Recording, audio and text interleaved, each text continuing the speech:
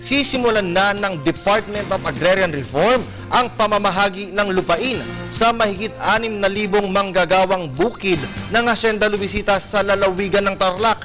Ayon kay Agrarian Reform, Virgilio de los Reyes, magsasagawa sila ng palabunutan upang matukoy ang mga nakalaang farm lots sa mga benepisyaryo ng nasabing lupain. Si Jackie Say ang ating tagapagbalita. Inumpisahan na ng Department of Agrarian Reform o DAR ang pagbibigay ng lupang sakahan ng Hacienda Luisita sa 6,000 qualified beneficiaries nito. Ayon kay DAR Secretary Virgilio de los Reyes, mabusisi ang proseso ng paggagawa ng Certificates of Land Ownership Award sa kwalipikadong mga farm workers dahil sa kinakailangang matukoy ang specific parcel of land na dapat makuha ng bawat kwalipikadong benepisyaryo.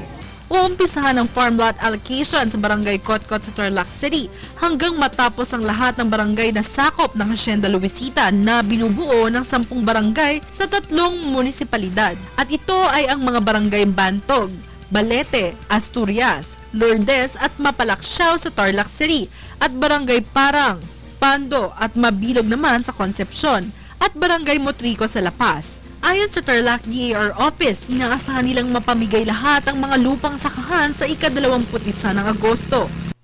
6,000 square meters ng farm lots ang sukat ng mga lupang mapupunta sa bawat kwalipikadong benepisyaryo, kung saan mahigit 4,000 hektarya ang kabuoang mapapamigay. Bukas naman sa publiko ang gagawing pa-raffle ng mga lupang ito upang masigurado ang patas na sistema.